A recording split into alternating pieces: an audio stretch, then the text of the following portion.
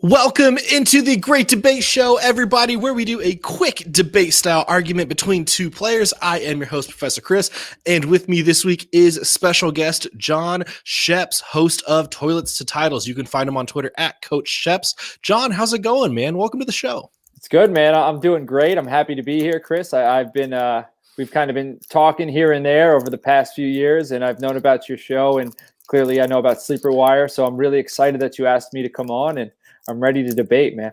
It's been one of those things where our conversations are like, hey, are you free to come on my show? Hey, are you free to come on my show? And like, we just never set a time. Yeah. I'm glad and this is such a simple format for me, yep. A little stressful because I know this is a thing you've been doing for a while and I don't want to be like the worst debater of all time. So I have that pressure on my back right now, but I'm definitely excited to be here. Well, man, this is going to be fun here. So you know the format of the Great Debate. We talked about it on Twitter and everything. It's going to be a spooky Great Debate because Halloween, right? Yeah. Oh man, yeah. We might see a ghost or two. I don't know. Yeah. Well, for anyone listening for the first time, here is how the show goes. So we each have a player that we are arguing for. We get 2 minutes to argue for our player. We get 90 seconds for a rebuttal, and then we finish up with final thoughts on our player, and that's the show. And this week we have tight ends for the first time this season. So we're doing Logan Thomas versus Harrison Bryant. I have Thomas, and John, you've got Bryant. And we're actually going to, instead of flip a coin, flip a piece of candy. To see who goes first. So we got the K, because Snickers is doing this thing with the small candies. You got the K. Right. We got the Snickers side. So I'm going to let you choose, or should I choose? Because I'm the visitor here. You know what I mean? You know what? I'll choose since you're flipping the coin. I can't see what you're doing. Cool. So I'm going to flip it in the air. You call it. So it's K or it's Snickers, one or the other. All right. K. K it is. All right. So I'm going to go ahead and get us started with Logan Thomas here. All right. Let me get my timer set up. Give me a second. All right. We're good. All right. Let's kick it off. So is this a fifth-year breakout for this guy? Through 7 games, Logan Thomas already has a career high in targets, receptions, yards, and touchdowns. And he's doing that with the ragtag crew of Dwayne Haskins, Kyle Allen, and Alex Smith. This is a guy that almost nobody drafted. Let's face it, who wanted the tight end for the Washington football team? Who even really knew who it was going to be going into the season? Well, Logan Thomas, baby. This guy has 4 or more targets in each game this season, including games of 8, 9, and 7 targets. He put up his best week this past Sunday in the 25-3 victory over Dallas, 4 catches for 60 yards and a touchdown, giving him 3 scores in the season and back-to-back games with a touchdown as well. He's definitely not the first read for any starting quarterback in Washington. I mean, why would he be? They've got Terry McLaurin, one of the rising young stars in the NFL, but he does get looks when Washington needs it most. 40% of his targets have come on 3rd down. I mean, that's when teams need to move the ball, and they've been able to, Dwayne Haskins and Kyle Allen in particular have been able to focus on Logan Thomas on 3rd down. He's also got 7 red zone targets. And for reference, the NFL leader in red zone targets are Calvin Ridley and Travis Kelce with 11. Well, Thomas has 7. He's right there with them. He's caught 6 of those targets, red zone catch percentage of 85.7%, and all 3 of his touchdowns have been inside the opposing team's 20. 3 of those have also been inside the 10. This guy gets looks down on the goal line or close to the goal line. And in fact, his 2 red zone targets from Kyle Allen have both resulted in touchdowns. It doesn't matter who the quarterback is, aside from Alex Smith against the Rams and, Aaron Donald. This guy has been getting it done. 13 of his 21 receptions have gone for first downs. There are a lot of leagues this year who are giving away points for reception. Time. All right. Well, let's go ahead and move to the rebuttal. John, what do you got against Logan Thomas here? Against Logan Thomas. Okay.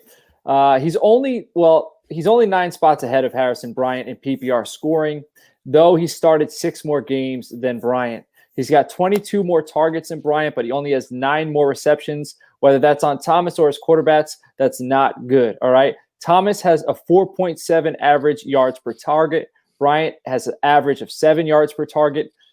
Steven Sims is coming back, and he looked great down the stretch. He's coming back after the bye, so I do think that's going to cut into some of Logan Thomas's targets, as well as some of those red zone targets, because he had a few touchdowns down the stretch last year, and I expect that to pick back up. Also, I trust Baker Mayfield over Kyle Allen. Whether that's something that, after last week, 5 touchdown game, and he was the number 1 overall pick when he came out. So I don't think that's too crazy to say. In my opinion, Bryant has the higher ceiling, and I think they have an equal floor. I don't think Thomas's ceiling is all that high. I think he's just a guy. I think he's getting targets, but he's not doing too much with them. He's getting the ball when he's in the end zone. He's not breaking chunk plays and getting into the end zone. So I just don't think Logan Thomas's ceiling is all that high. So I don't even need all the 90 seconds, man. You don't. No, that look on my face was, I didn't expect anyone to say, I trust Baker Mayfield, until you put the over Kyle Allen. Yeah. I think that's fair. I don't think that's all too crazy. No, not at all. Well, let's go ahead and flip it. Let's get over to Harrison Bryant. John, take it away, man. All right. So Harrison Bryant is currently PPR tight end number 24, and that's only 2 spots behind Austin Hooper, who is considered the starter in Cleveland right now. I do think if you look at Bryant's combine results, his physical profile and athletic profile is very similar to Mark Andrews, who Baker Mayfield had great success with at Oklahoma. Bryant is 6'5", Andrews is 6'5". Bryant ran a 4.73, Andrews a 4.67. Bryant 32.5-inch vert, Andrews 31-inch vert, and Bryant ran a 7.413 cone. Andrews had a 7.34, so they're very similar. And I think this is a formula. Baker to Andrews is something that I think Baker built his statistical career off of that. He also had CeeDee Lamb, but Mark Andrews is no dud. So I think he sees in Bryant a little similar to what he saw in Andrews. Even with Njoku healthy, he drew the start, which shows that Cleveland believed in him before the game. And then he went and backed up that belief with solid production, okay? He had 4 receptions, 56 yards, and 2 touchdowns. So he got into the end zone twice, all right, in one game.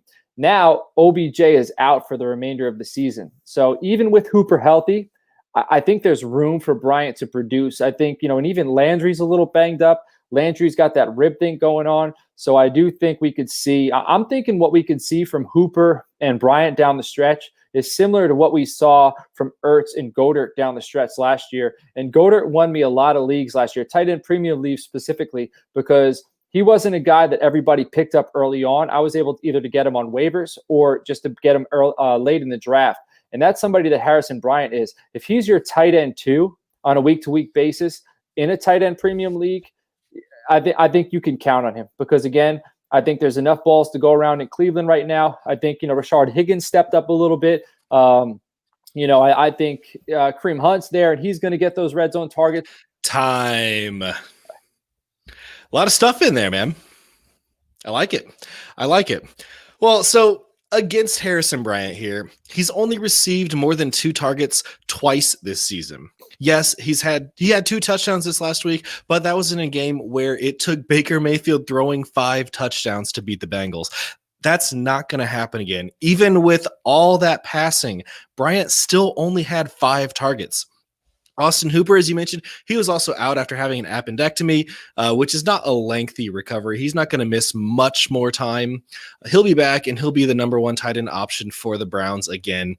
But give me the starting tight end over, the second or third tight end when I need a streamer. And Bryant is the second or third tight end, depending on if they like Njoku that week or not. Once Austin Hooper is back, he's also going to cost more this week. People are going to look at the 2 touchdowns and they're going to overreact, just like the Darren Fells 2 touchdown game. People are going to see them and be like, 2 touchdowns. Okay, I'm going to pick him up, and overlook the fact that, it took Baker Mayfield throwing 5 touchdowns in order to get him the ball. Now, I do think he's a great dynasty asset, but he is going to be more expensive this week. You're going to have to drop more fab on him than you would for Logan Thomas, and he'll be back to being, the second string soon. I think this is just going to be an overreaction week for Harrison Bryant. Fair. And you didn't need the 90 seconds either. I was keeping an eye on it, but nope. All right, guys, before we move into final thoughts, I just want to give you a quick reminder that we are giving away either a signed Chris Godwin or a signed Kenny Golladay jersey on our Patreon page, patreon.com/sleeperwire. And the way you get into the contest, just join one of the tiers. Even the $1 tier gets you into the contest. Once we have 100 Patreons there, then we're going to pick someone randomly, announce them on the show, and you get your choice, signed Chris Godwin or signed Kenny Golladay. And guys, I got to say that Kenny Golladay jersey is beautiful. And also check out the Sleeper Wire store. Get you that Sleeper Wire mug or hoodie or face mask, right? All good stuff, man. I might have to get in there for that Godwin jersey, man. It looks good. It looks good. Is it 14 or 12? I think it's 12. He changed his number, so that's like classic. That's a throwback. Yeah, it's 12. It's from last season. There you go. You want that one because they don't. That's not on the shelves no more. The OG Chris Godwin jersey. That's what it is. Well, let's move to final thoughts here, and I'm going to take it back to Logan Thomas. So in terms of fantasy, he's only put up 2 dud games this season out of the 7. He's had 3 games of double-digit points, including games of 13.7, 13.2, and 16. That's pretty great from a guy who is a streaming tight end and is still available in more than 70% of leagues. Now, Washington football team is on a bye this coming week. But coming out of the bye, he's going against the Giants, Lions, Bengals, and Cowboys. Those are dream matchups. In week 9, you're going to be missing Tyler Higbee and Austin Hooper and Harrison Bryant if you picked him up, along with the Eagles tight ends. In week 10, we've got Kelsey, Schultz, and Hurst are on a bye. Week 11, Kittle, Engram, Graham are on a bye. My point is we've got a bunch of good starting tight ends. And when I say starting tight ends, I mean starting in your fantasy roster who are going to be on buys in the coming weeks, and you're going to need to pick up a streamer. Honestly, you probably don't need to put any fab down on Logan Thomas either. With him on a bye this coming week, you can probably grab him after waivers run, and then you've got a streamer you can stash for the next couple weeks. Instead of spending waiver priority when your tight end is on a bye, spend that waiver priority on that fab on something else right now and grab Logan Thomas for free. Respectable. All right, so I'll go with my closing thoughts. If you want a streamer and you're content with average or basic, I think Logan Thomas is that. I think he is a streamer, and he has 3 games above 10. But I think if you look at what Bryant has done in limited time, I think it's clear and evident that his ceiling is higher. And, when you compared him to the Texans tight ends, I think you just go back and what I said before about Baker Mayfield's history with a tight end, he produces. Tight ends produce with Baker Mayfield. He's at his best when his tight end's producing. Now, Deshaun Watson, historically, it's been a guessing game since he got into the NFL, who's going to be the tight end that he gets the ball to. So I don't really think we can compare Harrison Bryant to Darren Fells. I think Harrison Bryant should be looked at as a receiving option in Cleveland. I think that, yes, Austin Hooper is the number 1. I do think we already know they don't like David Njoku. It's not which week they do like David Njoku. They don't like him. All right. Fair enough. They're running out of receiving options. Higgins looked good. He looked very good. Landry's banged up. I wouldn't be surprised if he misses games. I think Bryant's going to slide in. He might see some targets out of the slot. Even if he's lined up at tight end, I think he's more of a receiver than he is as a tight end in this Cleveland offense. So I think his ceiling's high. If you want to swing for the fence, if you want somebody who's going to help you down the stretch, yes, it might cost you a little more than a Logan Thomas, but I also think the reward will be a little higher. Yeah, you're right about Rashard Higgins in particular. He was almost one of the guys for the great debate this week. That's right. I couldn't discuss Aguilar. I couldn't. Yeah. Well, who was it? Let me look back at what we were talking about on Twitter. It was Aguilar had a good game, Rashard Higgins had a good game, and who was the other? Oh, Marquez Callaway. Right. Yeah. Well, he's a guy that everybody should go pick up regardless. I like that cat. Yeah, I do too. That's a good call. Well, John, thanks again for joining me, man. This was a blast. Man, thank you. Thanks for having me. It was a lot of fun to do this on a Monday night during the Monday night game. I can go watch that now. Absolutely. Why don't you tell our listeners where they can follow you and support you real quick? All right. You can find me on Twitter at Coach Schepps. You can find our show, Toilets to Titles, over at Toilets to Titles on Twitter. We stream live on YouTube every Tuesday night at 8:30 p.m. Or 9 p.m. It kind of bounces back or forth. And we touch on all, the important decisions you need to make this week. Start sits. We talk betting lines, streamers, DFS plays, everything. So YouTube and on Twitter, that's where you can find us. And you can follow Sleeper on Twitter at Sleeper Show. I'm on there at Prof_Chris SW. And you can also hit me up on the Sleeper app at Professor Chris. John, thanks again, man. This was a lot of fun. Everybody else, thanks for tuning in, and we will catch you next week.